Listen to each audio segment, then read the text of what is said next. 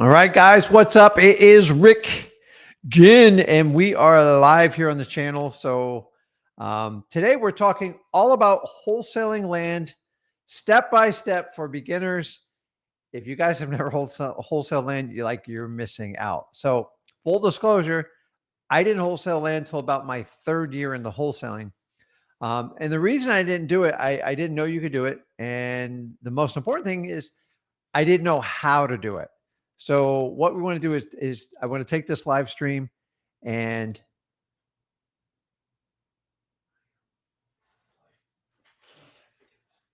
what's that?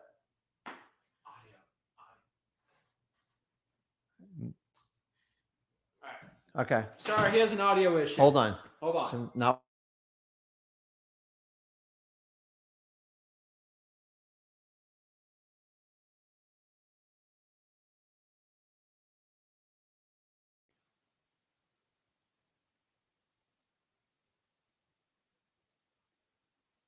So somebody give me confirmation you can hear me, just so I know I'm not talking to myself.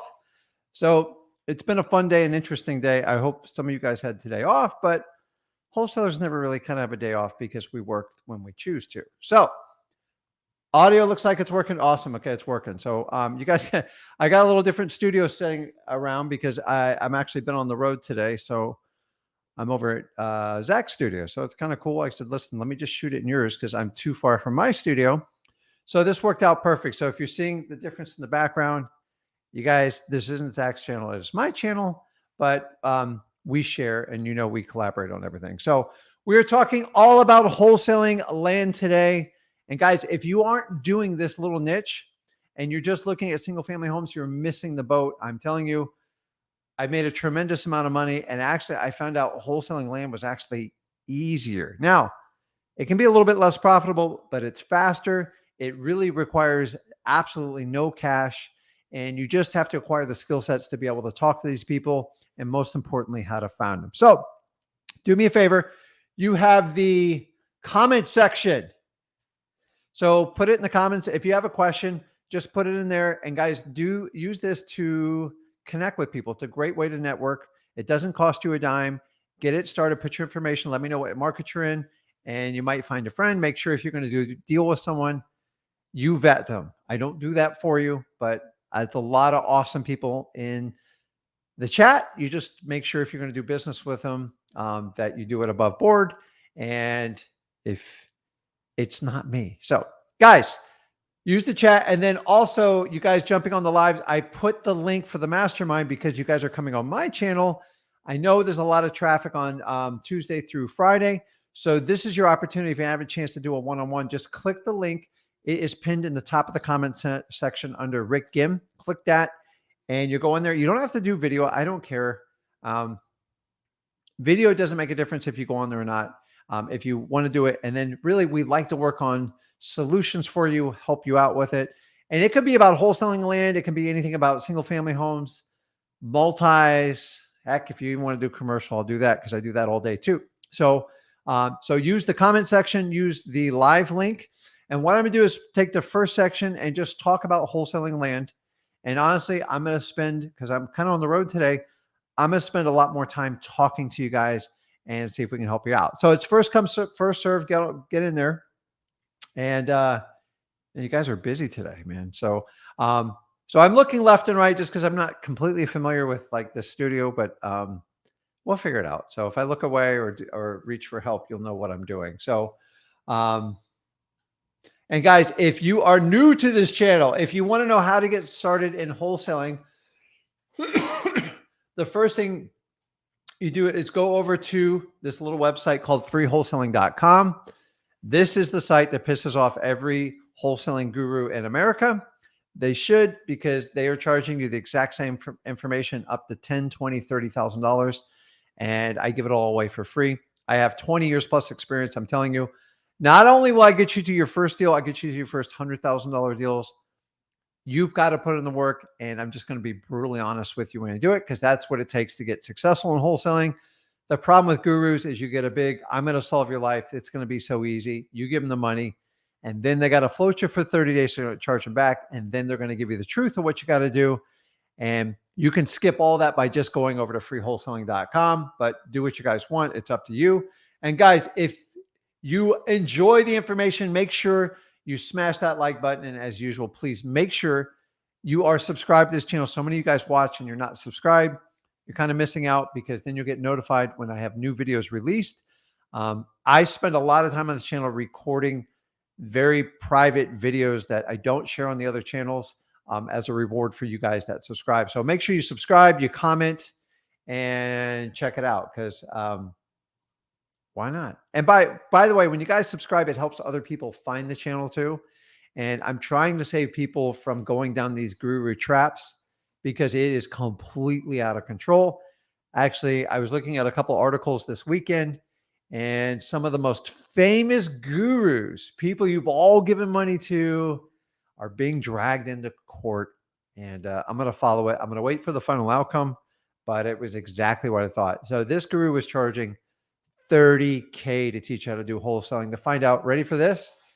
Never had a wholesaling business, faked everything, and he made millions in coaching. And this is the problem with gurus in general. So they're not all bad to a point, but for the most part, they can't give away much for free, because how do you sell a course if you give it away for free? Me and Zach showed you how to do it. We just don't sell anything. I don't care. I want to do deals with you guys. So if I want to do real estate and I want to put deals together, why do I want to chase you around for coaching? Some of you are going to take action and actually go through the course and do deals. And those people, if you're doing it, I'm looking at you in the camera. I want to connect with you. I want to do deals with you. Me and Zach want to do deals with you. I love people who take action. And here's the really cool part. My action is about going out and finding motivated sellers and us working together. Most gurus' action is for you to stroke them a check or swipe your credit card, and then they really don't care if you have success. So let's get into wholesaling land. I'm going to run through that, and then put your questions in there. I will answer them to the best of my ability. And let's see here. Lots of good questions. So I'm already starring. So awesome. Pretty cool. But what? Awesome. Okay. So let's talk about it. So I'm not used to my monitor being on this side, so I'm kind of sideways here, but we'll deal with it. So we're talking about wholesaling land, and what you have to understand, there is no real fundamental difference between wholesaling a house and wholesaling a raw piece of land. Real estate is real estate. So you have a piece of land, which is a vacant land, and then you have a house and you put it on it, and that's called an SFR, a single family residential home. The only difference in the two, one's a piece of land, one's a house. And when you flip a regular single family home, it is the land and the house combined together. So think about the basics of this. If you take the house off the land, all you have to do is price out the land. And I'm going to be honest with you, it's easier to price the land than it is with the house, because a lot of the value of the house has to depend on the quality of the build, the finishes, the appliances, the flooring, et cetera, et cetera. And for that reason, you can have two houses look exactly the same by each other, and then one's $100,000 more. What's the difference? It's the interior of the house. It's how customized people make it. And the problem is, if you customize it too much, there's only particular types of buyers that will pay that premium. So my purpose of telling you this is why vacant land is so much easier, because it's just raw land. It's just raw land. There is no extra fixture. So the only thing that makes land more valuable is basically size and location. That's it. So the only thing that affects land that creates more demand for it is the size of the lot. If you have 5 acres, it should sell more than a quarter acre. And then if you have it on a lake or a waterfront or like a ocean access canal, the value definitely goes up. But the really cool part is you can comp it out in the neighborhood just like you do a house. It's actually easier. And for those of you struggling comping, land's a little bit easier. I just know it is because I do it all the time. Now, you're never going to get it perfect. It's just like houses. But if you're beginning, I'm going to walk you through on how to price it and get it started today. So let's jump in. So now you know the difference. And here's the other thing that you have to really understand is when you have a house versus a raw piece of land, you have people that live in it. So either you have a homeowner that's occupying the house, or you're going to have a renter in the house, a tenant. And that adds a whole new extra level because they're the people using the wear and tear on the house. And then sometimes you have to buy it with a bad tenant, sometimes a good tenant, and then sometimes a very difficult homeowner. And that's the challenging part most wholesalers struggle with, because you got to bring your cash buyers in to sell your contract, run them through the house. And a lot of times the seller, if it's a difficult seller or if it's a very difficult tenant, they can actually kill your deal. The beautiful part about vacant land is, other than Mother Nature occupying it with the creatures that actually belong there, there's not going to be a human sitting there. There's not a tenant renting it out. There is nothing. So selling a vacant piece of land, if you get it for the right wholesale price, is easy peasy. It is super, super simple. And most of them are pretty much funded 100% with cash. So you never really have to deal with inspections. You don't have to do with appraisals. The buyer and seller make a decision, and it's very, very fast. And since nobody's in the property, you don't have anybody running interference. And the really cool thing I love about wholesaling land is most of your inspection periods are very, very flexible, anywhere from 30 to 90 days. If it's a big property, it can go as high as 180 days for like commercial lots. But we're talking about primary residential lots. So long inspection periods, nobody to block your cash buyers, ease of comp, and all cash. Guys, this is why vacant land is so perfect for wholesaling. Now, I don't go crazy with vacant land. I make it part of my wholesaling operation, but I actually found it by accident because I would find lots next to the lot I'm buying and find out the owner bought that, and they would actually throw it in if I bought their house, or we'd pay an extra $3 to $5 grand to get it done. I never wanted to buy those lots, and I made a lot of mistakes my first 3 years. And I'm here. I want you guys to learn from this. Land is valuable. You know, the old saying is they're not making any more of it. So if God's not making more, if you buy it in the right areas, it is well worth your time. So let me navigate here. Somebody from Sam Brand.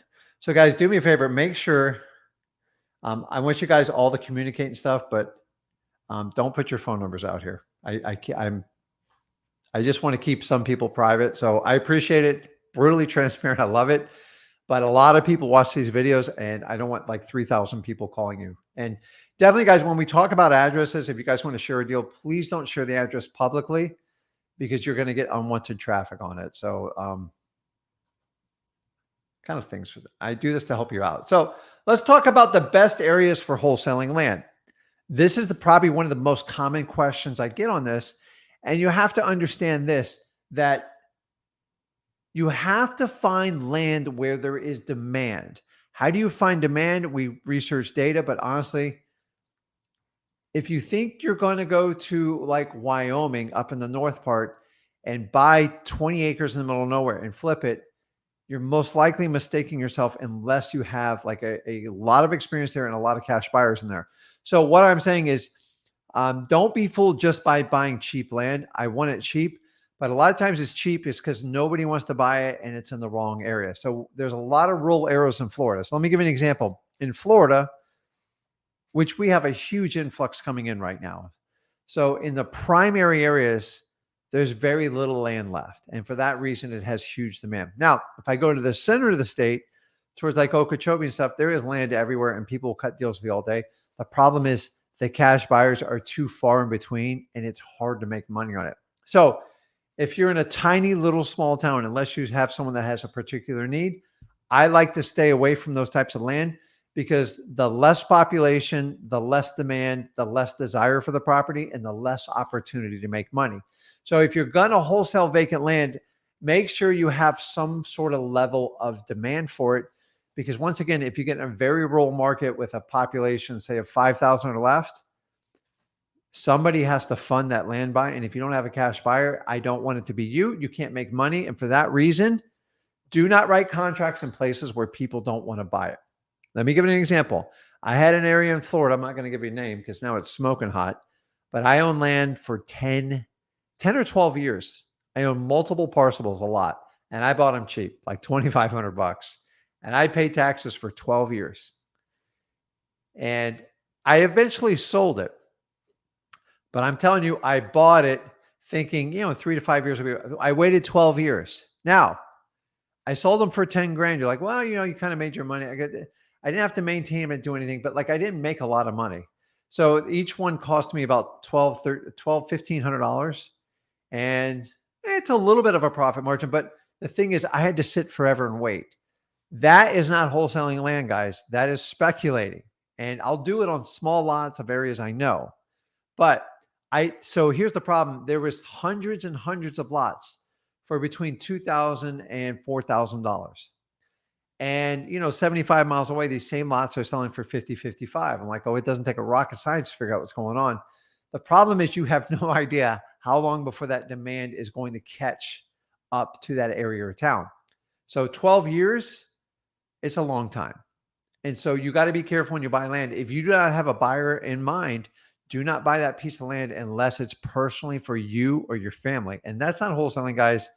That's what we call speculating, and I don't teach that. So I don't want you to do that.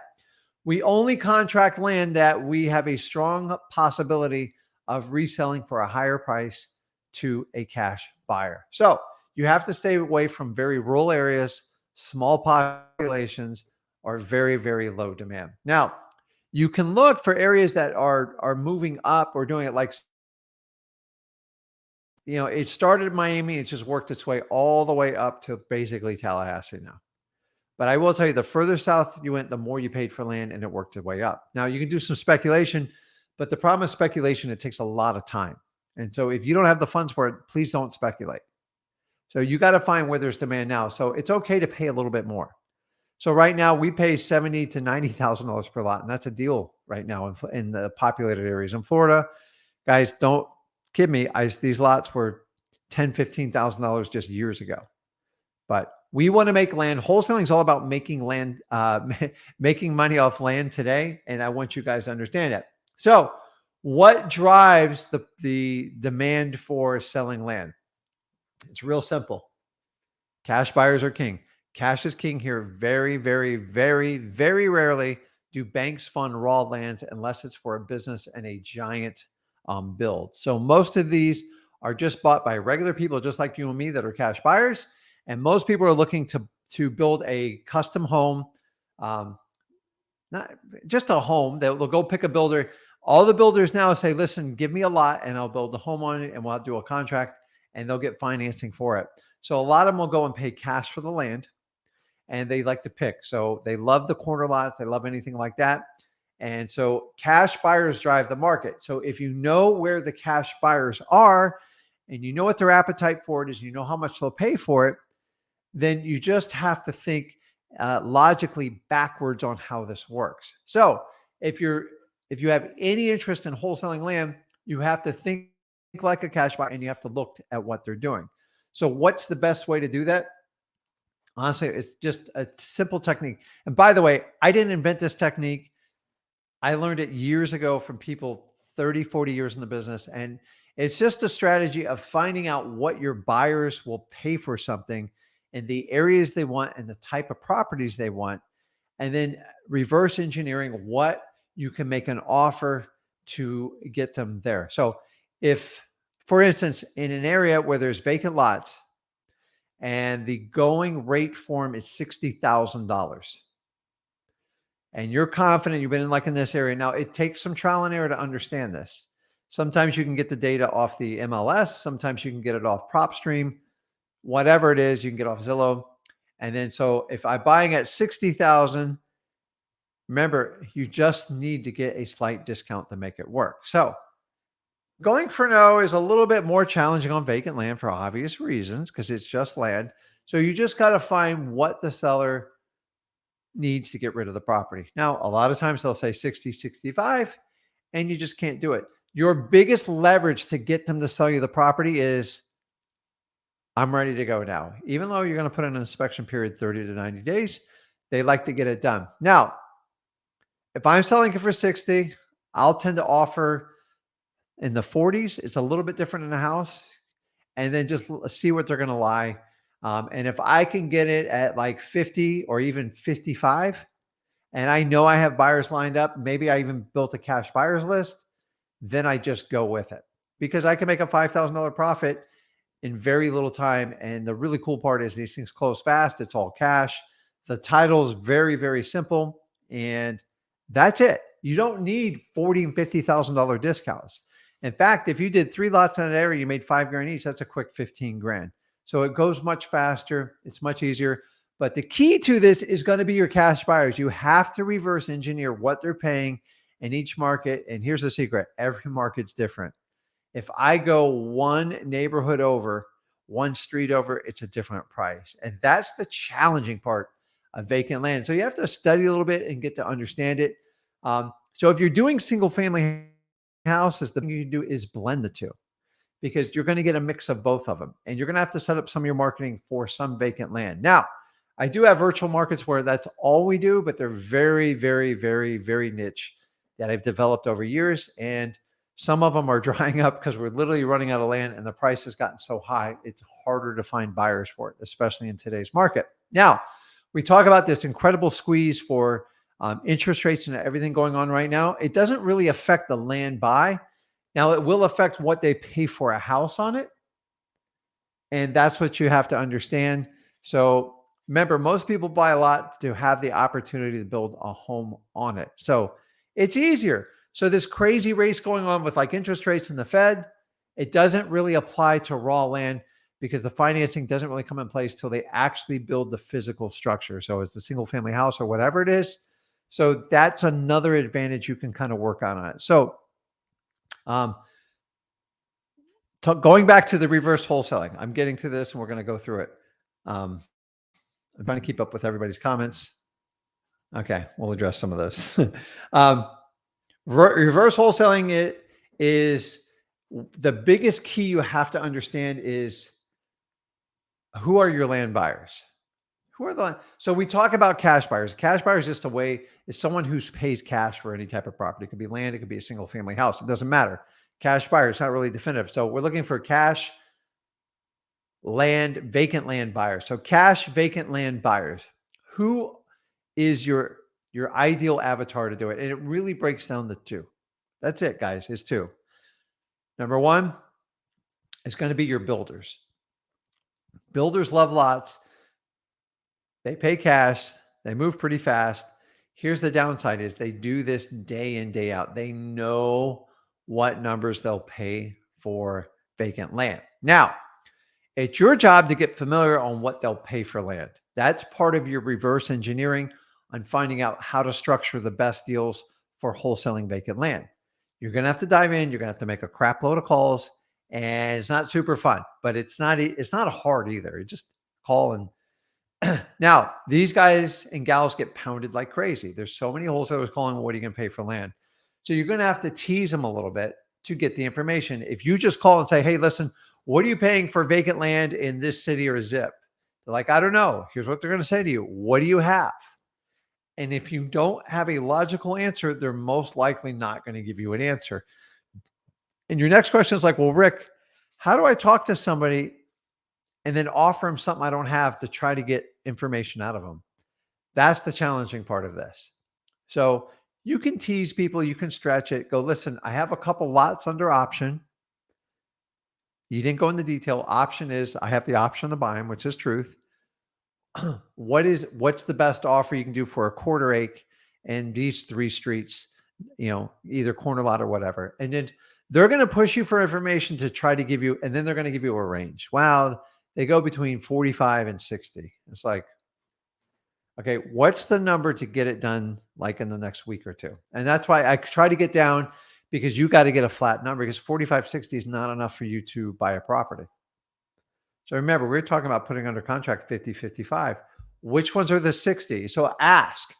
But the quality of your question is going to dictate the outcome of the intel you get for reverse wholesaling. So, okay, so 60,000, what type of lots get the $60,000?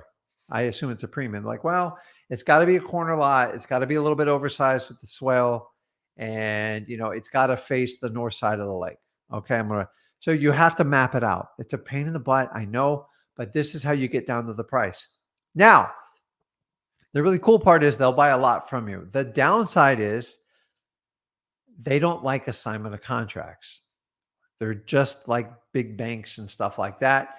And they're kind of like Open Door. I'm not a big fan of Open Door, but anybody else, the Open Door, when they and you guys compete with them, they make their sellers sign a very fat contract. Now, exchange, they kind of give them the price they want, but in exchange, they get terms. So Open Door is a big company. They're losing a crap load of money and they go out and find buyers and they just want to be the middleman and make some money. It's not working out very well for them. So understand that developers are going to do the same thing to you. The problem is sometimes they'll give you your price, but they want you to double close, which is really expensive. And I don't want you to do that. Please do not double close unless you're making a major profit on these, because sometimes the margins as little as 1,000 to 5,000, and a double close can cost you $3,000 to $4,000. So there's no money left to do it. And it's such a waste of money. It really is when it comes to vacant land, not raw land, vacant land. So the best way to do it is try to make sure that you can write an assignable contract. Why they try to avoid it is they get inundated with people signing contracts. So what they'll do is have you sign a contract. They'll option you out 60 or 90 days, and then they'll make you double close. And it creates a lot of anxiety for you, for your seller. And I got a better way for you. You still have to take that route because they still buy some lots and it works well.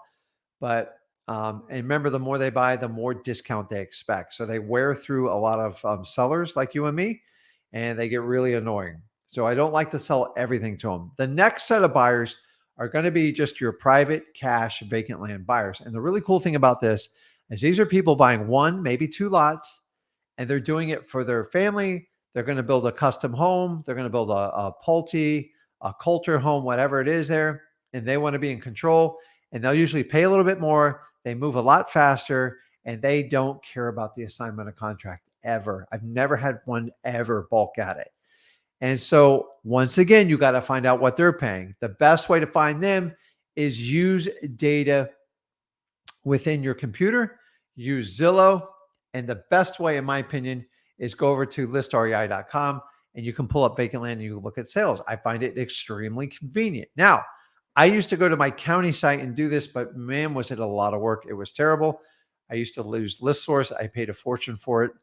I've been so thankful to use listrei.com because it really simplifies this part of the business. So full disclosure, it is a paid service. I think it's $99, $97 or $99 a month. You get a week free. Check it out. Go through all the stuff. See if it's a good fit for you. And guys, number one, this is not required to wholesale vacant land. It's not a requirement. It just makes it easier. And $97 or $99 is a lot cheaper than hiring a part-time or a full-time employee. So I always look at expenses like, are these expenses going to make me more money? So you got to stop looking at everything as an expense. There is a time and a need to go through expenses and go, hey, we got to wipe these out. But when it comes to getting data, do not get super cheap. And for all you out there, all you people out there saying, listen, I got these free data sites that are going to give me all that stuff, knock yourself out. Because when it comes to really good quality data, there is somewhat of a price for it, because nobody, and I mean nobody, can give data away for free, because if you're going to get free data, there is no accountability for it. Let me give you an example. I've gotten tons and tons of lists for free, tens of thousands. And here it is, Rick, it's free. It's free. Take it. All the vacant landowners you want. I go, where'd the information come from? I don't know. This company, they're promoting it. They said all the data is free and all the data should be free across the internet. Okay. Here's the problem is, what if the data is bad? Who are you going to complain to? You can't complain when it's free. Now, don't get me wrong. Freewholesaling.com is free, but like, keep in mind, I tell you why I do it. I'm being transparent. I want to do deals with you guys. I want to make it as easy as I can for you. So if I'm going to get free data, someone's probably trying to gain market share and they're willing to lose money to get the market share, and then they're going to pop you over the head eventually. Now, if it's skip tracing, if it's, I don't know, RVMs or like whatever, all these different services, but the problem is the data. The data is actually the cheapest part that you can get. But if you get free data and it's bad, you're going to waste money on skip tracing all the time you make the phone calls. And keep in mind, the endless hours of driving and writing contracts. If the information's bad, your list is bad, everything will fail. So if you get really bad lists from people that have not earned your trust, and what do I mean by earned trust? I did not use listrei.com, aka PropStream, for 18 months till I crossed data and test everything. Guys, I was doing the business 13, 14 years before that service came along, and I didn't just jump into it. Now, it sounded ideal, and in the beginning, they had some rough spots. It was touch and go for the first 6 months, but they have made massive changes. They listen, they answer their phone, and I trust them with processing credit cards and stuff like that. So why would they charge? And then you've got companies like with Zach Data with through Batch. They charge two very similar prices. Two great companies, in my opinion. How can you have a free one? So just be very careful on your data, because if you get it for free, you can't complain to anyone. And by the way, I've had lists of PropStream. I picked up the phone and go, we had a problem with this list. And they help you, walk you through it and find out if it's you did something wrong with the filters, or it's that area. And I love the customer service and feedback, because if you get a free list, you don't have any of those. It's mostly going to be email or a chat, or you're going to get a third-party company that takes care of it. So go over to listrei.com, go under vacant land, and you can research the areas. You've got to find the right markets to work in and make it work. That's what you want to do. Okay, I'm working on all the questions here. I'm just about done. One more here. And really, most people that get into like vacant lands, they eventually will find a niche. And what do I mean by a niche? Some people find 5-acre lots and they do really good with that. Some do gated communities and they do really well with that. In my personal experience, the best niche you can get for vacant land is what we call infill lots. And infill lots is really just exactly what it means. You have a house here, you have a house here, and then there's a vacant lot in between. And all you need to do is build on the house, because all the infrastructure is already set. The sewer lines, the water lines, the electric lines, everything. And so it's easy for the builder to go in there. And they can have a house built in anywhere from 6 to 9 months, depending on the caliber of the house. And that's it. They're the easiest ones and they're great demand. And those are niche, and that's what I do. I love to do that. That's like, so I'm a quarter, half acre type of guy, occasionally an acre, but for the most part, if you deal with raw land and they have big woods and everything, there's so many cost factors, so many environmental concerns you have to do, and so many utility hookups that it can be years and years away from hooking it up. So it's very hard to find a customer that will buy a raw piece of land now and then wait 2 to 5 years to get it developed, because that's what raw land takes. It's got to be carefully planned. You got to get approved with zoning, with the city. You got to define the use of it. And then they make you do all sorts of crazy things, landscaping, trees, and it's expensive to build any type of raw land and bring it to modern times. So my recommendation is infill lots. Why? Because they seem to work the best, and I love them that way. But that's what I do with that. So guys, that's kind of it on vacant land. I got to be honest, when you start it, it's a little bit weird because it's a little bit different than single family homes. But I'm here to tell you, once you get, it's going to make you a little bit uncomfortable. Once you understand it, it's so much easier. And here's one of the secrets I didn't share with you. It's a big one. Listen to me on this one. There is a stigma when you put a house under contract with a land under it and say it doesn't work out. And this happens in wholesaling. And if you don't admit it, you're not doing enough wholesaling. So I have a pretty low fallout ratio, but I've been doing this 20 plus years. In the beginning, I was all over the board. Now, if you have like a 50, 60% fallout rate, you're not doing wholesaling even right. If you're in a virtual market, your numbers are going to push up because you're not as familiar with those market and you don't have as many tools because you're virtual, especially when you begin.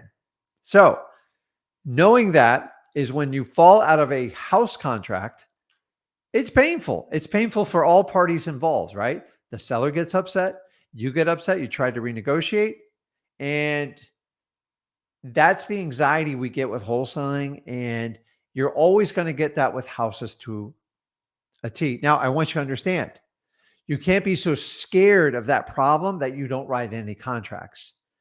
you're going to get the opposite problem. Then you're never going to get a deal. So you have to take some risk and go ahead and do it.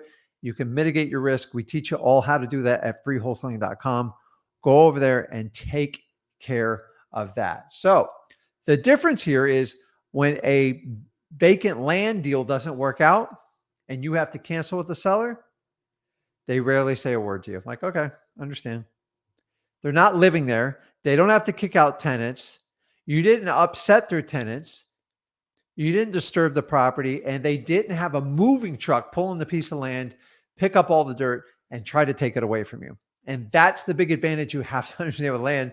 When they don't work out, you can walk away from them without nearly the anxiety that you get with canceling a regular house contract. Now, the other advantage of it is your inspection periods are much more graceful, meaning if it's 30 or 90 days, they don't like most of them want 30 days, but I get 90, 100 days all day long. They don't care. Like long as they get their money, I don't care what's going on. So understand that that is the huge advantage of wholesaling vacant land. And so some people are like, well, should I just quit wholesaling single family homes? No, do them both if that's what you want to do. Test out like some new markets. Now, it is best if you can do it somewhere near to you because you know that market a lot quicker and you'll typically get faster results. But a lot of you guys, including myself, has success doing it virtually. I prefer to do houses virtually. I think it's easier for the way we're set up, but we do a lot of vacant land that mixes into it. So we mix up a lot of our marketing and we get the best of both worlds. And that's what I'd recommend you do. So let me answer some questions and then I'm going to jump online here and we are going to start chatting because that's what we need to do. So, man, so hopefully you guys are enjoying the day today because it's been an interesting day so far. Okay, so let me clear this one off. How? Not my computer, so I got to get someone to do this stuff for me. Okay, so I start a few here. Let's see. So Olivia says for small town population of 20,000, are those bad wholesaling markets to go even? And if you have motivated to, I avoid them. So unless you have a particular buyer that's set up, the problem is you have very few cash buyers. So a population of 20,000 is going to have a lot less product. And the real downside is you have a lot less buyers. So the problem is the less buyers you have, the more time it takes you to sell the property. So if you're realistic, trying to get it done in 30, maybe even 45 days, the more buyers you have, particularly cash buyers, the better off you're going to be. So I avoid it, not to say I've never done it, but like I've always done it with a buyer in mind. And it usually comes from another type of property I've done. So it's, you got to understand that. What's up, Casper? He says he watched the wholesaling land video from about 10 months ago, did a deep dive. Great business for 1670. Dude, for 1670, it's perfect. I didn't start my son on it just because he really wanted to do like single family houses. So that's the whole thing, guys. If you want to involve your family, especially your kids, let them pick their passion. And in a way, I got to be honest with you, it's actually a really good move because the vacant land is actually easier for the kids to kind of grasp the concept. And it's easier to go in and out because you have less human interaction. You just have to deal with one seller and one cash buyer. And the cash buyer is really easy, in my opinion. The seller's the one where they're going to work and cut their teeth on. So kudos to Casper on this one. You definitely have that one right. So let's jump into it. And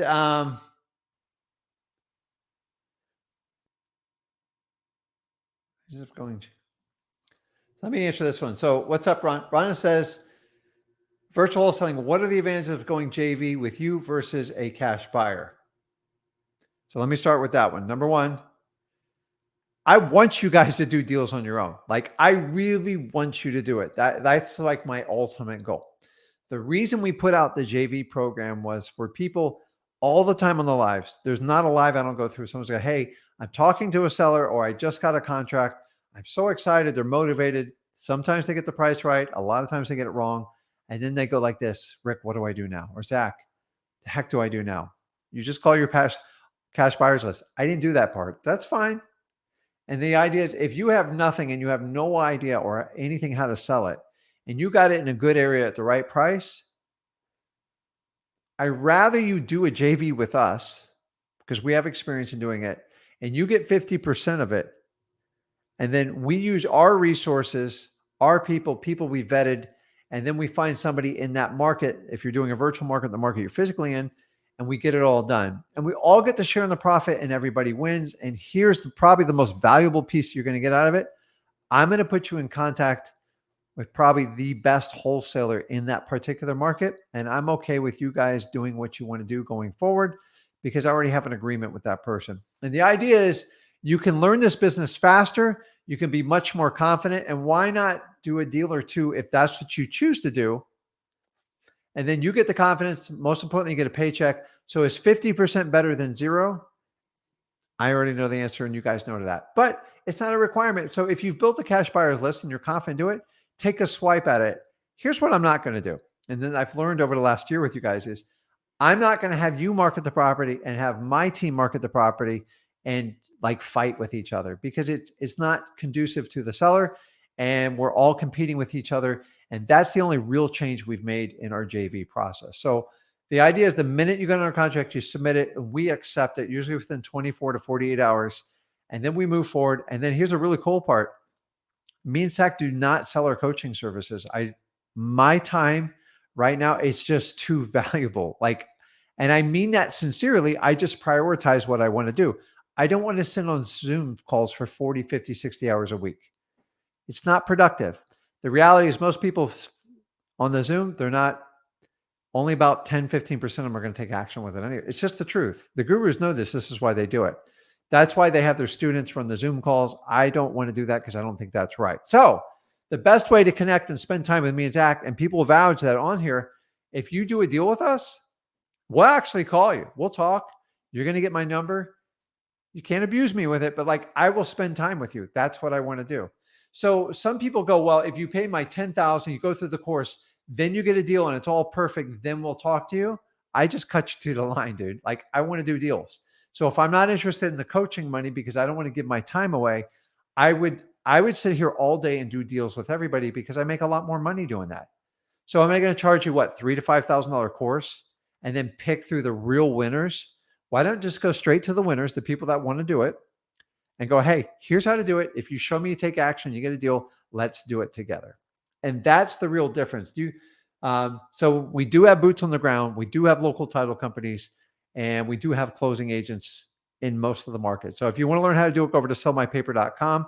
But Rhonda, I'm perfectly fine with you guys doing the deal. And if you need help walking you through how to deal, jump on one of the lives one-on-one, and we'll walk you through it. And then that's how we're going to do it. So I love it. And here's the really cool part. Because I'm not taking any money from you, I'm going to be brutally honest with you. I'm going to tell you right off the bat, it's just not a deal. You got to go get a better price. Now, here's the sweet spot we found. Some of you are scared to write the contract, and I get it.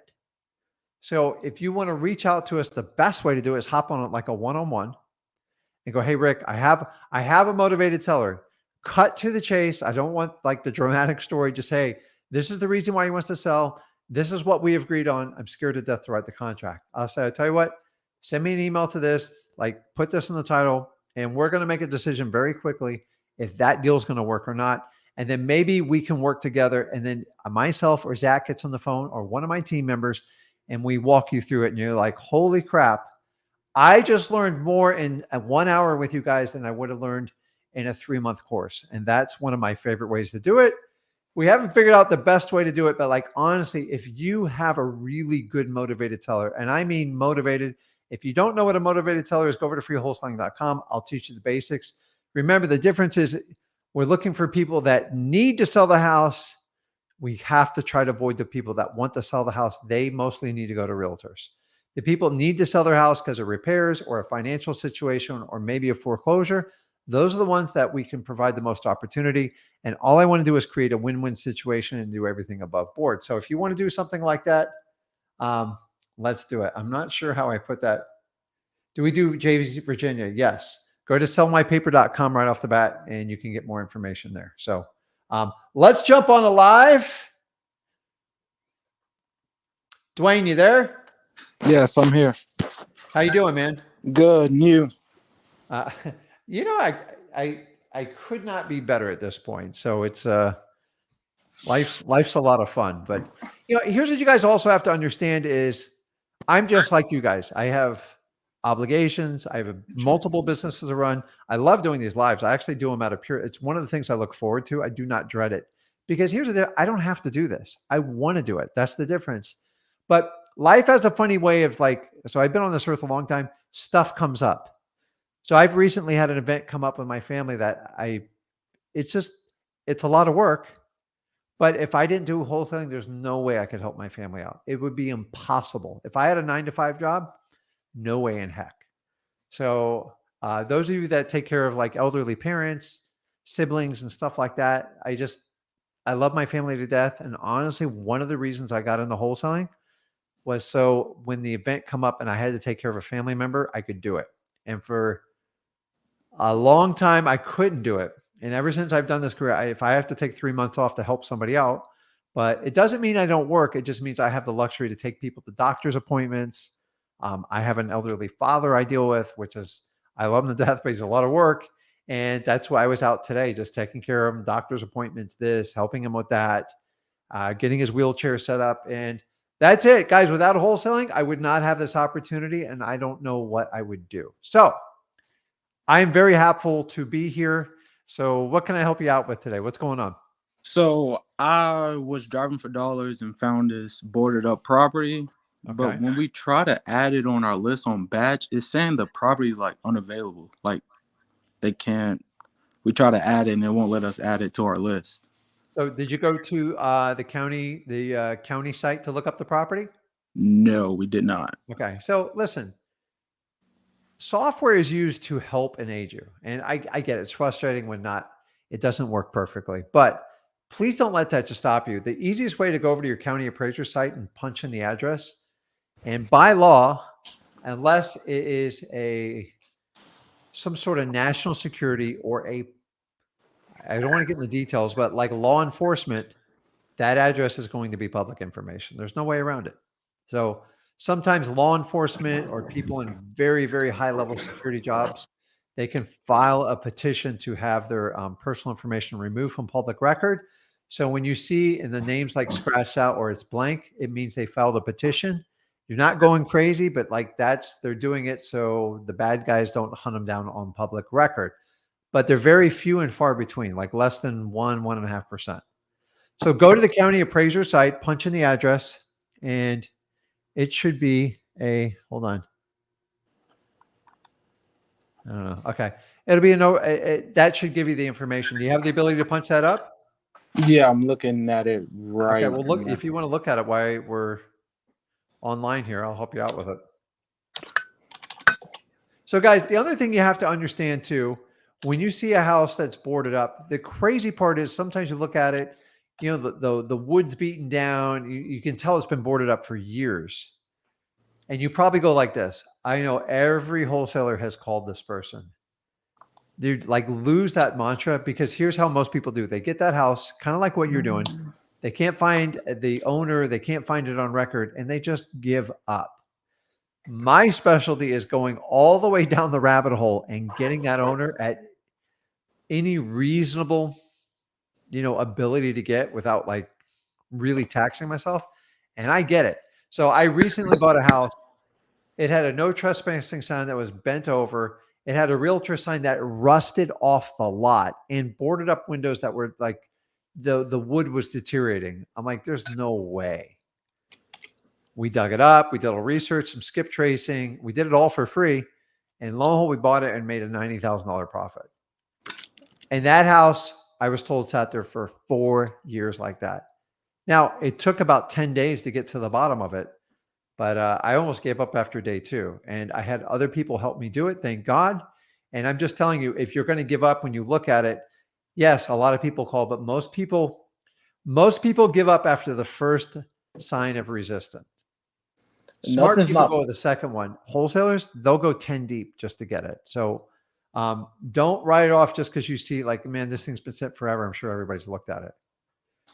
Do you know what it takes to have the realtor sign rust and rot off? That's pretty bad. And here's the best part is I found the realtor and I called her and she's like, don't worry about the house. She'll never be able to buy it. I'm like, okay. I don't have to worry about the realtor. Let me go to the owner. And that's how I took down the deal. So who's the owner of it? Is it a private person?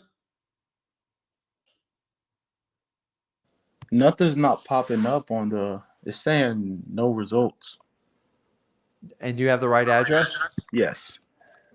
Okay. So here's what I do is, I don't know where you're located, but depending on what time zone you're in, guys, use the tools that are free for you. Just call your county appraiser site and give them the address and say, what's the deal with this property? They're going to tell you. They can't hide it. So unless it's to national security or some sort of law enforcement that petition for it, they got to share that record with you. Gotcha. So don't give up, because houses like that sit like that for a reason, because they're hard to get a hold of the owners. You as a wholesaler have to take that extra edge and go and attack it, because most people go 1 to 2 calls deep and they quit. A lot of times, I'm going to tell you, dude, it takes 10. My favorite deals are those deals because there is a story behind that house every time. And if you can get to the right person and just open their mind to talk to you, you have a shot at getting a deal. It doesn't guarantee you're going to get a deal. It just gives you a shot. You find 10, 15, 20 of those, I promise you can find a deal in there. And the others just take time with follow-up. So I'm excited you found that property. Just don't give up. Keep pushing forward and then work on other deals while you're working through it. And the harder the deal to get is, the better your odds of kind of getting it, because no one else is going to go through that much crap to find a deal.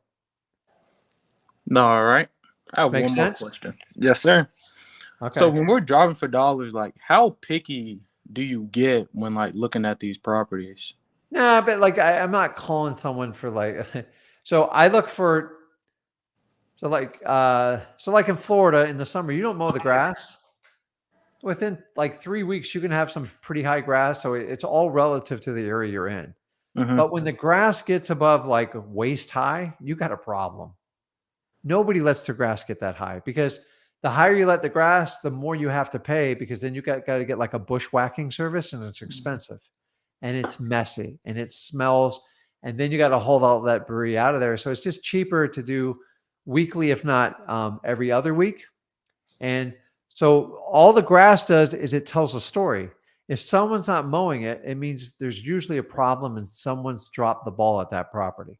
So my favorite ones are very high grass, weeds, any type of blue tarp, any type of boarded up window. And my absolute favorite one is, and you'll find this on your code violation list, are when the mail receptacle is knocked out.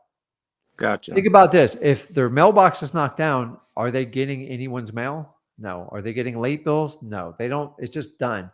And by the way, that is a violation of the United States Postal Service. You have to have some sort of mail receptacle. It's like, it's some unwritten rule. I don't know. Maybe we need to call Newman on Seinfeld and find out. But like do you know when you put your mailbox on your property, if it's on the end there, whatever, once you put it in, you don't own it anymore. It is the property of the United States government. And so if you mess or tamper with it, or you steal someone's mail, it's like a federal offense. And that's how they get around doing that. So it's, as again, my favorite, overgrown grass, but like way above what the normal is, like at least 30 days or bad. And then I just look like really bad deferred maintenance stuff. But it's like, we've tried a lot of strategies. Like when people store a bunch of stuff in old cars, I don't have, so there is a high correlation with like a lot of junk properties, but it's hit or miss. And that's what kind of, so weeds, boarded up windows, and like tarped roofs. Or the other one I always put on there, if they see stacks of newspapers at the door, although newspapers are much, much less frequent now. In the old days, the properties really stacked up to them, but there's still people like dropping stuff off the door. So guys, don't open up the mailbox and check people, because it's going to get you in trouble. But sometimes I will open the mailbox for, I see a suspect property and I know no one's there. I'll just look, and I'm not looking to steal their mail. Like, take that out of your mind. I'm looking for that green sticker in the mailbox that says vacant. And it just confirms what I'm trying to get at. So that green sticker in the mailbox is what triggers your guys' vacant list. They're going to be on that vacant list when you do it. So by doing driving for dollars, you actually cut in front of that list, and you get a real vacant property that's not on the market. So just look for stuff that looks messed up. If it's slightly messed up, you're just going to waste your time. You got to look for stuff that's pretty dire. And after when you do for driving your dollars, you'll constantly see this property. and it never goes away, and you just kind of keep picking away. Now, if you really want to dig deeper on that property you're talking about, how else would you do intel past doing like working with a county employee? What else can you do? Talk to neighbors. Oh, dude, neighbors are like they're like private PIs for free. They will tell you everything, what's going on when they come here. So, like an example, I tried to buy this property in probate. I mean, for 6 months, it was the perfect house where I wanted. It was run down. It was extremely outdated. Why? Because I peeked through the windows, guys. You have to take the step and be. When you get houses like that, you know they're not occupied, and you know it, and you verified it. Maybe you see it's vacant. You can peek through the windows, but what happens when you peek through the windows 9 times out of 10, guys?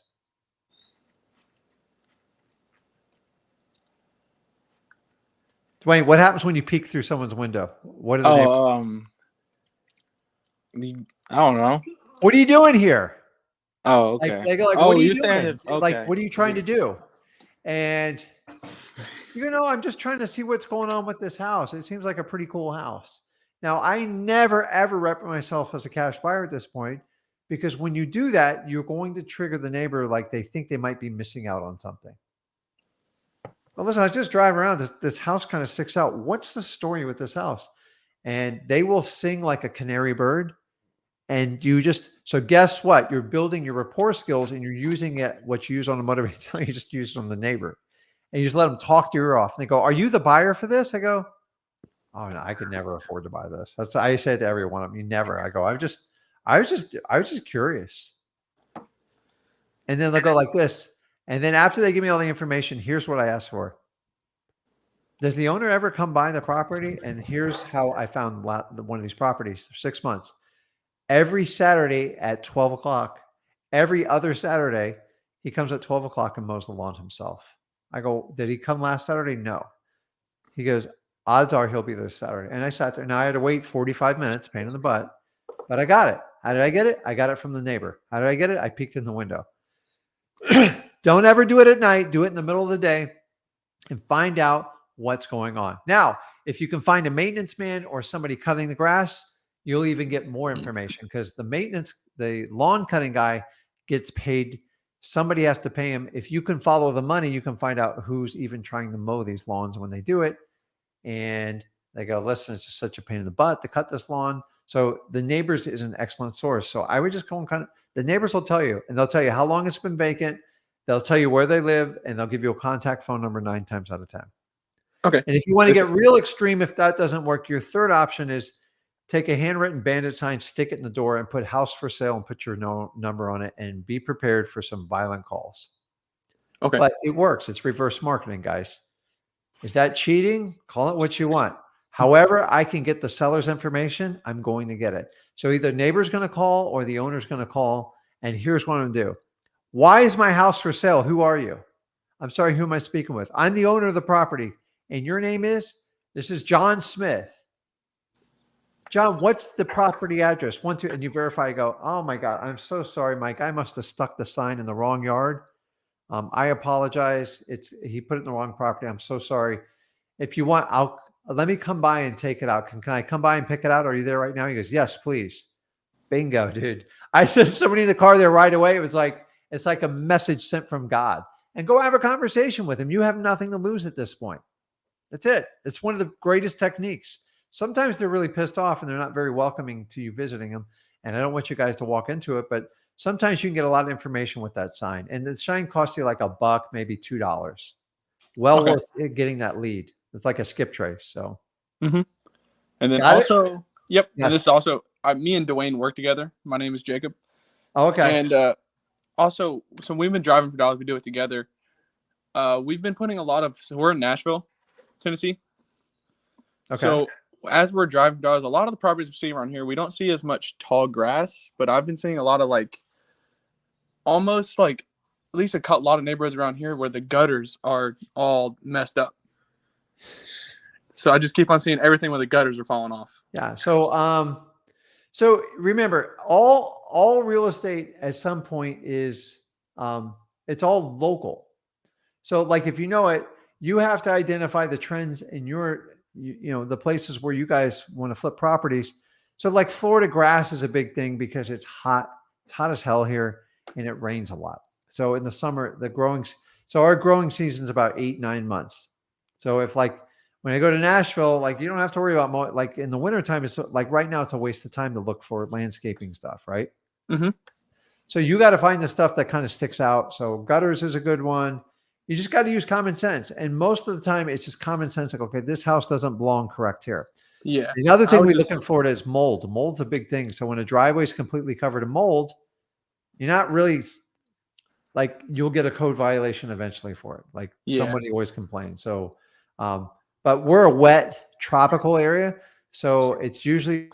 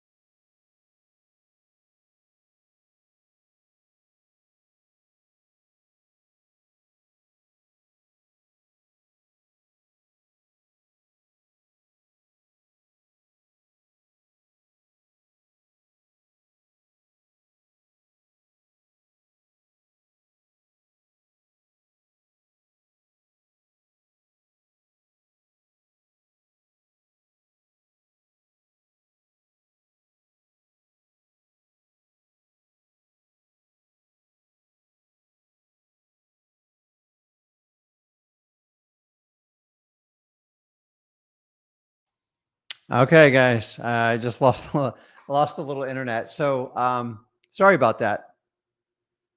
Internet. So this is what happens when I'm not in my home studio. So it's okay. Guys, jump back on. I'm fine there. Um, so guys, when you're doing drive for dollars, just kind of hunt for that stuff. Let's keep going here. Mira, you there? Yeah, I'm here. Can you Sorry hear about me? that, guys. I don't control the internet. What's going on, man? What can I help you out with? Remember the deal I was talking about on Friday? Remind me again. It's been a bit. Yeah, no worries, no worries, man. It's the lot in Fayetteville, North Carolina, and I still have it under contract. I talked to Zach about it yesterday. Okay. Yeah, and then he told me to talk to buyers agents and on Zillow, and then try to get buyers through there. But what I'm noticing is, every single sold vacant lot in the vicinity, they don't have buyer's agent. It's just listing agent and maybe the person who bought it. So how can I get information out of listing agents, or is that not possible? Well, the listing. So you're saying what does it have on it? Sorry? You're saying it has the buyer's agent information? No, no, it just has listing agent and maybe the person who bought it. Okay. So you're trying, Zach told you to go out and get the buyer's agents, buyer Yeah, agents that have clients that buy properties in that area, correct? yeah. Okay. So you're going to have to reverse engineer how you find a buyer's agent in that area. Not the easiest thing in the world to do, but number one, you can go at it. You can look at closed sales and you can go through listrei.com. It's going to take you some time and work through it. And you got to find, unfortunately, you got to go through every transaction and try to reverse engineer to see who bought it and if there was a buyer's agent. And that's not going to be a public record. The other way you can do it is if you know anybody that has access to MLS, it'll save you a lot of time and energy because it is at that information is all at a realtor's fingertips. It's not at yours and mine's fingertips. Now, I have access to my 5 counties that I work in my local market. And then the virtuals, I do exactly what you do. I just go cut a deal with someone. And so all they do is they run a list. So the nice thing about MLS, anything that's sold on the market, all the data is there. So you can identify trends areas. So you need to find buyer's agents. That means cash buyers that hired real estate agents to go out and find them properties and buy them for cash. The best and easiest and fastest way to get information is to work with a realtor. And you're going to have to tease them a little bit because realtors are shy of working with wholesalers for the art of the fact that they've been told wholesalers will work you, bleed you dry, and not pay you anything. And you have to do the opposite. So you could offer to pay for the list or say, listen, if I get something under contract, you can help me represent it. But they're going to ask you, why do you want a buyer's agent? And go, listen, I'm just trying to do some research to find out what they're paying for these properties so I can get them under contract. I would be happy to call you when I get under contract and maybe you can represent me. The key word here is maybe. I don't promise anything. If the realtor makes your life easy and they go out of your way, go for it. The nice thing about this report, when you print it, it's in this beautiful file. It's all organized with the name, the email, and the phone number. Now, if you do it the hardcore way, it's going to take a lot of time through listrei.com. You got to reverse engineer everything all the way to the phone number, and it'll take you 30 to 40 minutes per transaction. So do you have anybody that can help you with like MLS data in your market? I mean, I have a listing agent for the property. My property is on market, the deal I'm working on. So but I guess that's not going to work. If you can ask nicely to have, just meet with a realtor. Are you doing this virtually or locally? Yeah, virtually. A little more challenging. So you're going to have to befriend somebody. If you can ask that information, because you'll get a list of like 10 or 12 buyer's agents with all the information there. You don't have to skip trace it. It's usually 1 to 5 phone calls. Find someone that'll work with you and give you that information and just be super creative. I'm telling you, it's much easier than reverse engineering it from scratch. It's a nightmare. So no It's listing hard. agent. So the only other thing I could tell you is you could reverse engineer through like Zillow or Redfin and find the premier agents. And then, but you're going to have to ask them, you know, do you deal with, do you represent any cash buyers that buy land like in your market type of deal? But then you got to do, you know, 50, 60 phone calls when you do that. So if you can just get one real estate agent to pull you that report, and honestly, it's a click of a button, but getting them to do it, it's not always the easiest thing in the world. So this is why I teach you guys how to develop relationships with people that you do business with in your markets.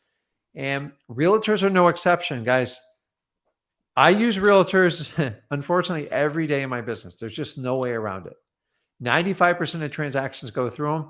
So most of them, they have the connections, they have the network, and they have the data. So trying to go completely around the realtor, honestly, you're just better off dealing with it head on, in my opinion. So how can I get that list on this REI? You can reverse engineer it, but it ain't easy. Like I'm just like, so the problem is the buyer's agent is not going, they're only going to give you the buyer's information. So if John Doe bought it, but they're not going to give you who represented him. And that's going to be your problem with that list. In public, the only ones that are going to give you, you have to have some sort of realtor adapted site, MLS, Redfin, or like Zillow. Now you could do the Zillow and Redfin, but it's still a little bit of a witch hunt type of deal, because you're going to have to call and go, hey, do you have any cash buyers that buy land in this area? And the easiest way is to try to find a neutral realtor that will help you, give you the list. The worst case scenario is you can call and ask and give them $20 to do it, or like send them a gift card or like something like that. This is where you want to develop relationships where you can get that information at your fingertips, because there's nothing worse than spending like 6-8 hours researching it. It's a lot of work. I don't think you can get it without working with like the MLS data. It's all realtor data. So if you need cash buyers agents, the reality is you have to work with MLS to get that information. And I don't see any exception for that. So thing is, I think my deal is like way, like it's locked up like at a very high price. So, well, then you're definitely gonna have to work with a realtor to compensate it for it. Why do you get it locked up at such a high price? I'm a rookie. I don't know what Okay, I'm well, doing. work on it. Yeah. Work on it. So are you doing vacant land? Yeah. It's fine. It's a little less play on like how you make the offer on it, but like you just keep working on it. I would really try to get that list, man. I'm telling you, you got to be tactful when you get it, but like it is all at the tips of a realtor's fingertips. So if you don't want to work with a realtor, this is where a guru is going to tell you, go get your realtor license. You get this information. I'm like, you will about $3,000 later and about 300 hours of your time. And it's going to be exhausting. So if you could just make 4 or 5 phone calls and find someone, and here's what you're specifically asking, nail it down to the area you want to like look for and say, listen, can you give me a list of all all the cash buyers agents that have done a deal in that area. So all I Now, need is one realtor. well, one So- realtor can pull that report because MLS Okay. is full of hundreds of thousands of realtors. Yeah. So the realtor is like, well, why am I going to give you that information? Because then you're not going to use me anymore. And you're going to get in that battle as a rookie. And what you're going to say is, if I can get this information, I can do the research for the correct price to buy these houses. And then maybe we can work a deal out where you list me or you help me, or like whatever we need to do. You always have to go in it looking at it, what's in it for me. So the realtor, you got to know what their WIFM is. What's in it for them? What's in it for Referral fee? me? And if you don't do it, they're not going to help you. You can't blame them for it. You would do the exact same thing, right? Yeah. Because you're asking, and they look at it and go, man, you want a list of all my competitors? I'm not going to give you that Yeah. because it's not beneficial to me. So you have to have some sort of benefit for the realtor. I don't want you to lie to the realtor. I don't want you to waste the realtor's time. But at some point, you're going to have to scratch that realtor's back. And here's what you could say to the realtor. I tell you what, I buy a lot of these lands cash and I sell them to the highest bidder in the area. So that list will help me determine the price to do it. But I get a lot of people where they won't sell it to me for the right price, but they ask me, if I could help them with a realtor, and I'd be happy to refer those for you in exchange for this list. Is that something we can work on together? Great. So no referral fee. What's that? No referral fee. You could do that, but you need to start with that conversation, because if you start right off the bat on the referral fee, remember, commissions what's your average price point on your lots? On my area, like the average? Yeah. I'm not too sure. There's a lot right next to it that's sold for 115. And I Yeah, got it so- locked up under 80.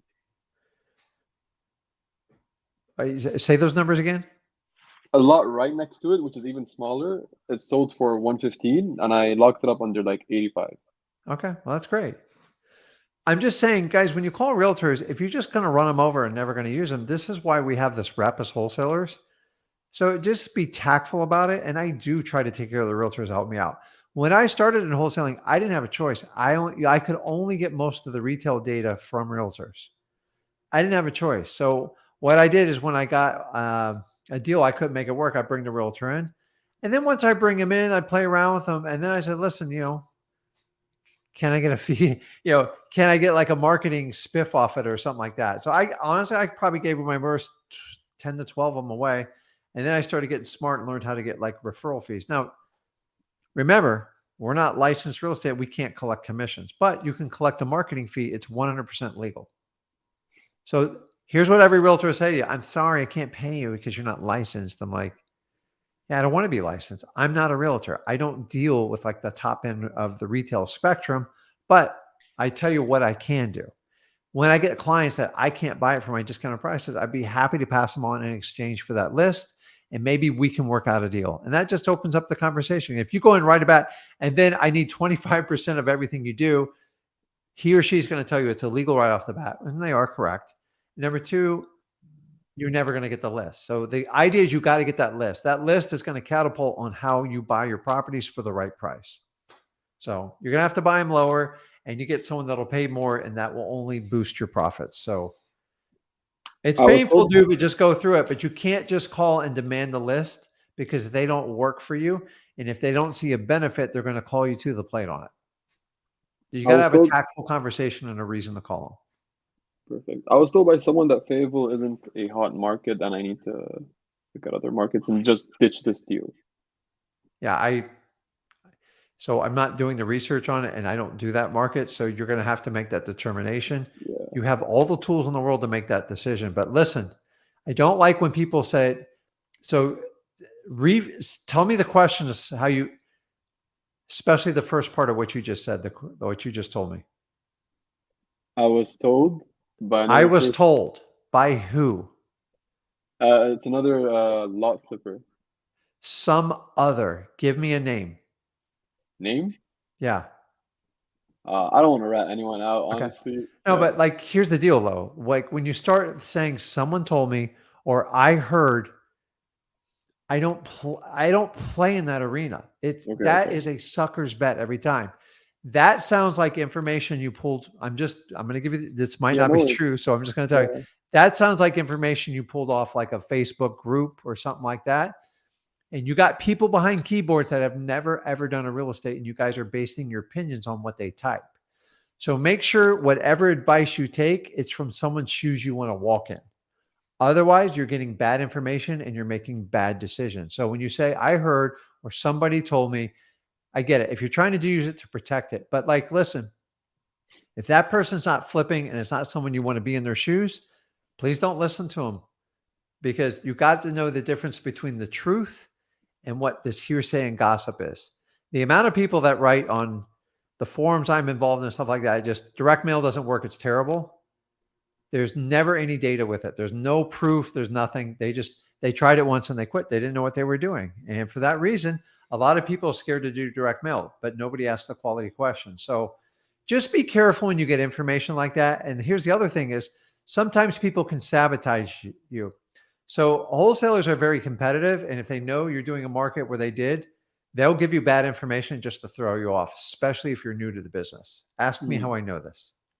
That's a terrible, terrible one. Sometimes it's so good they're trying to get you out of there. So just look at your data, use list.rei.com, and honestly, just go reverse engineer anybody's wholesale list and see who's doing business in that market. And this is the free part of the business. You just got to put in the time for it and figure it out. But like I tell you all the time, people, like, everybody's got to, if you ask 10 people about one market, you're going to get 10 different answers. So only rely on the people that actually do the business, because the others are just opinionated. And if you guys haven't learned by now, wholesaling is probably the most opinionated like business there is out there. Everyone's a rock star making $1 million, but the reality is 95% of people are failing in this business, specifically course construction. So how can everybody be making $1 million, but there's a 95% failure rate? You guys are being lied to. You're being worked, because the coaching dollars are so valuable and it's so easy to take, because there's no proof of concept. It's just, I did this. Show me what you did. Hey, if you think it's bad, what is it? Now, sometimes when people do it just on one bad deal, and you can't make a decision on a market on one bad deal. You can't do it. You need like real data. So go get the data, reverse engineer other wholesalers in that, and then just see if there's any validity what you're doing. But just like, don't go, okay, I'm going to give what he or she sees valid. I'm out of it. I'm going to go find it. And then you go to a worse market. So the beauty of doing virtual wholesaling is you get to pick the exact spot where you drop your pin, and that's completely up to you guys. Okay. Thank you so much, man. I told you Friday I was gonna be here every single live. I'm gonna drive here, you guys dude. You're taking crazy. advantage of it. I love it. I'm trying to get everybody on here because I appreciate you guys, and I don't want to leave anybody hanging here. So let me keep working through here. And every single time I'm here, I'm always smiling ear to ear because I'm very excited about this opportunity. This is very valuable. Like you're doing it. Just keep doing the work. Yeah, do what I told you. It's not going to be the easiest thing, but I tell you, it'll pay off for you. Okay. Yeah. Before I leave, I also want to say I love that speech that you said. When you were like taking care of your family and stuff like that. That really touched me. I really want to be something like that. Hopefully, just by following your footsteps. I took care. Yeah, I took care of my mom.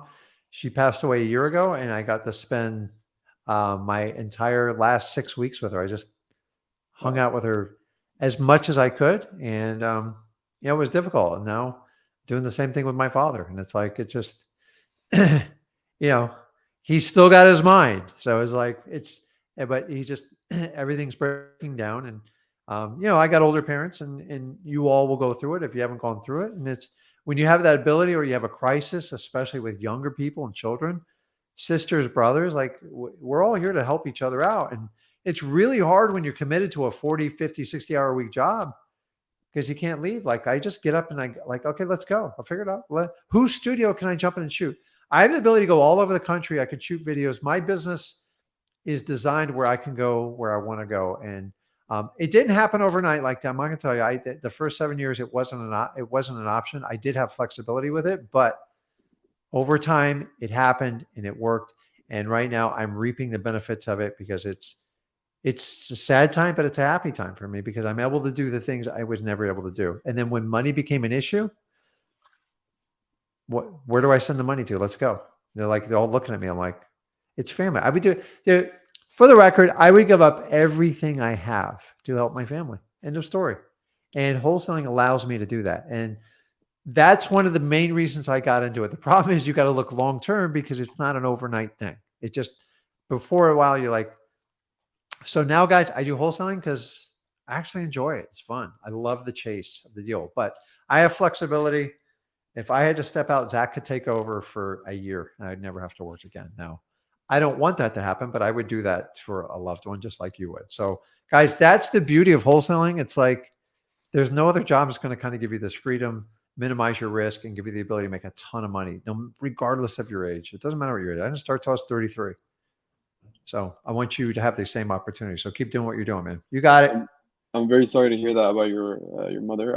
Personally, I live here with my grandparents, so my guardians are older people as well. I'm trying to take care of them. Guys, we have to take care of our families. Like, there's nobody better than you. Like, I'm not medically, I'm not great with medical.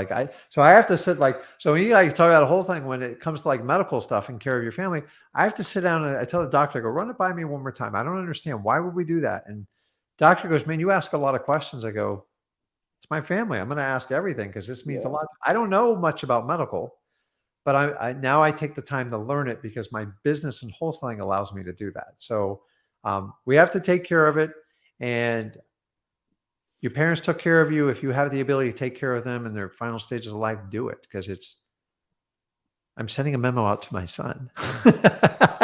So guys, do it. Like that's the beauty. That's the beautiful part of wholesaling that a lot of people don't talk about, but you have to fight in the beginning, just like any other type of business model you would do it and you would have the luxury. But I honestly still feel wholesaling, if you fight and get it done, you have a ton of luxuries on the back end. But you got to put in the work. It just doesn't come. People want to do it from day one. This is what every guru tries to tell you guys, and they're all lying to you. It's hard work. I knew it was when I started it 20 years ago, but I was willing to make the commitment. The only difference between you and me is, are you willing to make that sacrifice for your family and your future? If you are, you're going to love it. If you're not, go back and do your 9-to-5 job. It's the truth. I just tell it the way it is. Gurus are going to take your money, then tell you 30 days later. That's the difference between me and gurus.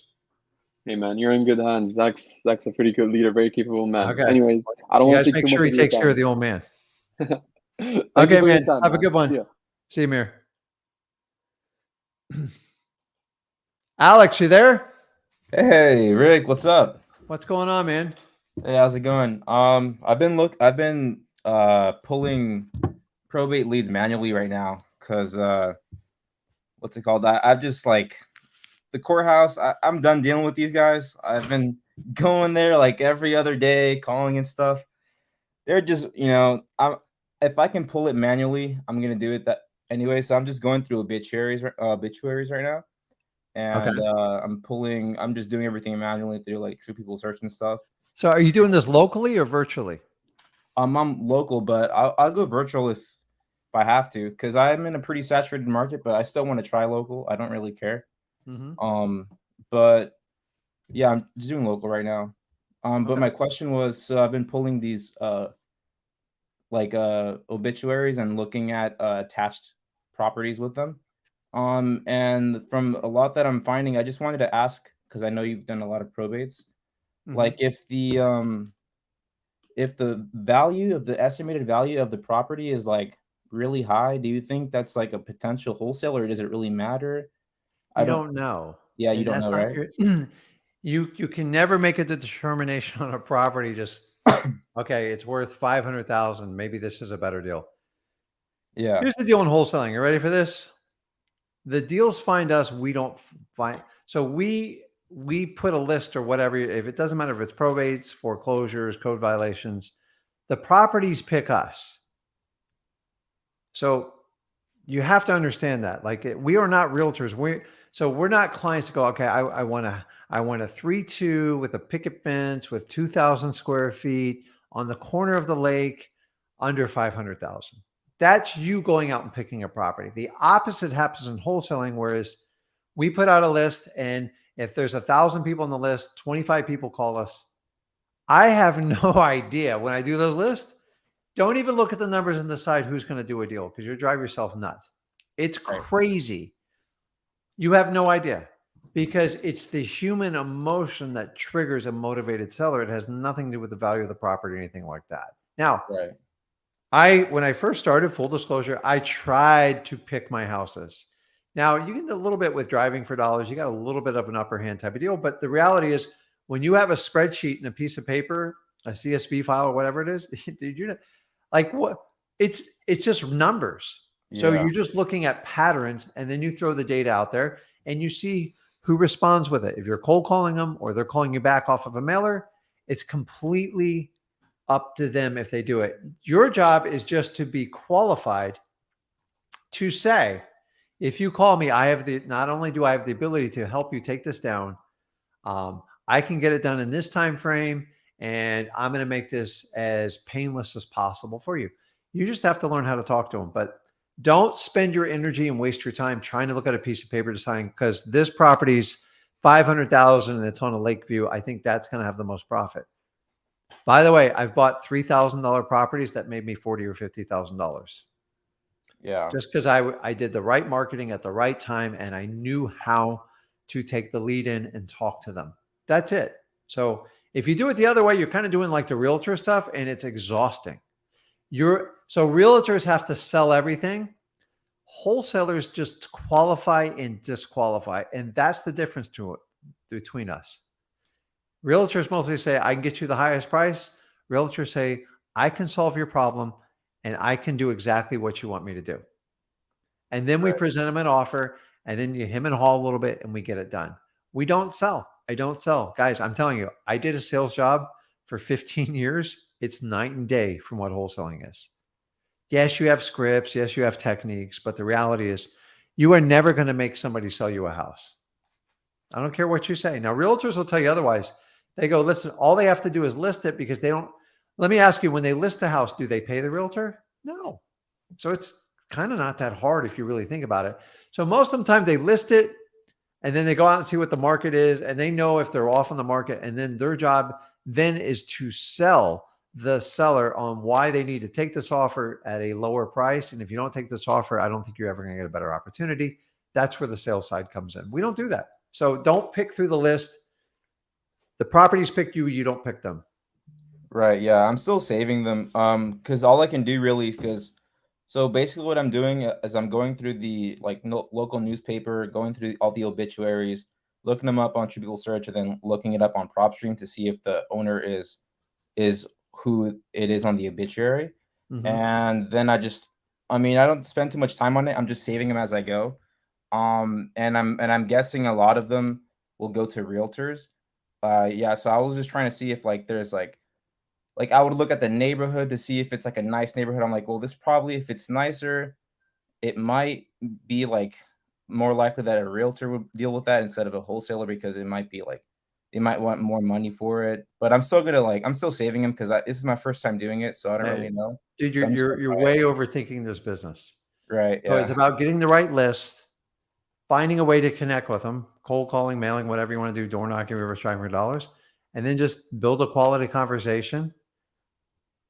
Go for the no, and you just get enough embers in the fires, and eventually one hits. That's all I do, guys. I've done for 20 years and I haven't stopped. The more you think about this business, the more your thinking has to be in how can I help out a motivated seller? And when the opportunity arises, motivated sellers figure out real quickly if you know what you're talking about or not. It's not sales. It's about confidence and your ability to convince the seller you can do what you say you're going to do. And it's hard when you haven't done a deal before. I get it. But spend your energy on learning how to talk to sellers and being confident in yourself, and the rest will come with you. Don't spend any of your energy trying to remember the real estate is just a mathematical problem. That's it. The reality is you're solving the emotional response to people needing to sell a house fast. And then you create a win-win situation. And that's how you make wholesaling work. Okay. Yeah. And I think that's pretty much. That was just a quick question that I had, but Okay. Yeah, that's pretty much it. Okay. You got it, man. I'll talk to you about it. Thank you, Rick. Okay. King Lemmy, you there? Yo, hey, Rick, how are you? It's me, Lemuel. Good, man. What's going on? Hey, what's up? So it's me and my cousin. We're working on a deal. Yeah. I was talking to Zach about it, but I have a different question. So we just got off the phone with this property owner. It is a Okay. fire damage property. Where we were talking about, we were offering the price. It seems like she's willing to work with us, but she wants a quick deed claim. So a quick, so it's called a quit. So it's QUIT. Oh, quick claim date. Okay. Yeah. So a lot of people call it quick because that would make sense. So a quick claim deed, the nest of it is like they go, here, you get the property and I'm done. I'm not doing anything else. I'm not giving you a warranty on anything like that. My advice to you guys is never ever do a quick claim deed on your own because 95% of them are done wrong. Right. So it doesn't mean you can't do it, but you want the help of a title service if you do that, because when you go to resell the property, if there's a problem with the deed, you can't sell it, even for the best price in the world. So my advice to you, it doesn't mean it's right or wrong. Work with a title company and make sure everyone's protected in the transaction, because quick claim deeds, if someone's married or not, a lot of them aren't valid and it makes people feel good. So a lot of divorced people go, I'm just going to quick claim the house over so I can get rid of it. It won't be recognized if it ever goes to court, and it won't be recognized in the final sale. And then there's nothing worse than chasing somebody down 10 years later to correct an old quick claim deed, because most quick claim deeds are done out of frustration. Like, I'm done with the property. I don't want to deal with it anymore. Just because you do it doesn't even mean it's legal. And if you're married, your spouse has certain rights to it, depending on how the property is bought, and the legalities of it. So you never direct a quick claim deed. If they want to do it, go, listen, let me just run it by my title company, and then you focus on the deal. Okay. Because you can do a quick claim deed, a warranty deed, a special deed. I'm not a lawyer. I don't get into that stuff. I understand them, but I'm not a legal expert, so I'm not going to explain it to you. So I would refer always to a lawyer, but first, most likely a title company, and focus on your deal. I've done quick claim deals, but there's a time and a place for them. And I let legal counsel or a title company direct. And then I said, what is my risk if I do this? And they'll explain it to you and you just make a decision. But we're wholesalers. So our cash buyers usually don't want a lot of risk. So we have to conform with what they want. So the idea is it really doesn't cost any more to do a regular warranty deed. You just go through a title company and they issue a title policy, and that makes all buyers happy. No buyer's ever just going to take a quick claim deed for you. They're going to want a deep discount if they do that. So find out, ask her why. Usually it's an emotional response, and then talk to the title company. But here's the deal is you can still write the contract and you can sort that stuff out with the title company. Oh, okay. Great. Remember, okay. don't get into the weeds, get into the deal, and then just ask her why do you want to do this quick claim deed? Just out of curiosity, and they'll tell you. And then talk to the title company and come up with the best solution. But remember, you're going to sell it to a cash buyer. They don't want issues to come back on them. Right, correct. So if you don't deal with that objection and that problem, then your cash buyers don't deal, and you're going to waste all your time. So I always get it under contract, and then I sit down with the title company. I ask questions with the seller, and then most title companies, they don't want to do quick claim deeds. They want nothing to do with them, because most people go to the courthouse and do it themselves. And how much money are we talking about here? Well, we were in we just gave an offer. She was at first she said she messaged us this morning. She wanted 55. Yeah, obviously, but it's a fire damage property. You know, we went over to look at it. It's pretty beat up. You know. Yeah.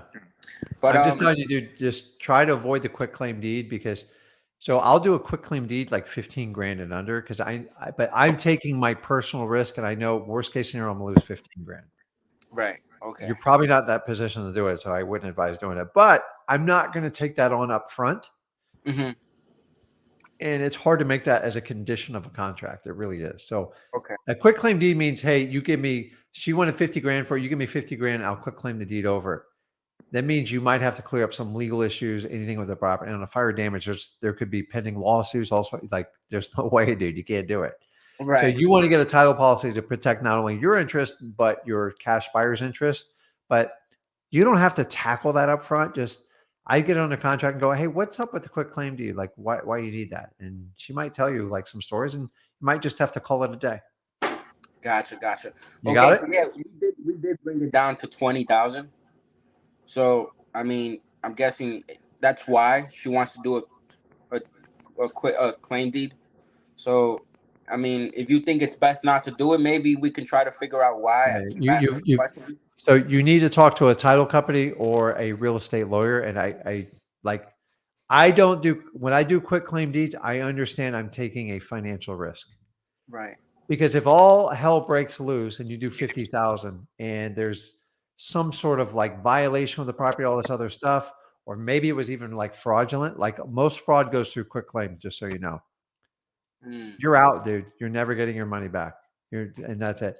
A title policy is basically an insurance policy. So if you get scammed or you're lied to or something, there's accountability for it. And you at worst get reimbursed whatever your contract price was. And that's why cash buyers like it. So I don't ever go outside of it. Now, a $10,000 to $15,000 quiet title issue, that's a different story, but it takes years for me to resolve that stuff. And I'm taking a tremendous risk for a tremendous, but anything over like 15, 20 grand, I need some insurances because I don't like, you will lose on some of them. So Right. when you're starting out whole, like you do not need to be taking risks like that. Remember, it's not so much your risk, it's your cash buyer's risk, and you want to make them happy and get the most return. If you have issues with the property and the title's clouded and you can't get a clear title, the only way people are going to buy it are pennies on the dollar. So when I buy those types of properties, I'm usually paying 15 to 20 cents on the dollar. And I'm taking a risk and I know it, but I'm okay with it because if I do 10 of them, half of them will work out. And I play the numbers game. So more of an advanced strategy. I learned it over time. Guys, you don't need to know everything about wholesaling. Work with your title company and work with real estate agents. And most importantly, work with a real estate lawyer to help solve those needs out. And in doubt, put it under contract, get the best price again, and give it to your team to help you figure it out. That's how you get through wholesaling. If you try to learn everything, you're never going to get very far because you're going to be a jack of all trades and a master of none. So go out and get deals under contract and find motivated sellers. All right, Rick. Thank you so much for your time. Okay, man. Have a good one. See you. Okay. So guys, let's see here.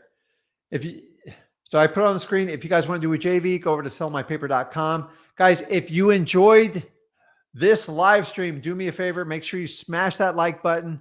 And as usual, make sure you subscribe to the Rick Ginn channel because I do exclusive content here. And I only share it with people that are subscribed. And we do the long stream once a week on here, and then I release videos almost on a daily basis. Most of them are short. You can search in there and look. If you're looking for help with a title company, if you're looking for help with a creative financing deal, it's all within the YouTube site. So check it out. That's Rick Ginn. Also, make sure you check out my son's site, Zach Ginn. And as usually, we collaborate on Flip with Rick, and you guys can go over there, subscribe. So guys, go out there, get some deals. And the most important is like, go out and find motivated sellers. Do not get caught in the day-to-day tasks of wholesaling, although it's important. But your job is to go out and locate motivated sellers. And I want you to take them down. If you need help, check us out at sellmypaper.com. Guys, this is Rick Ginn, and we'll see you tomorrow at 1 p.m.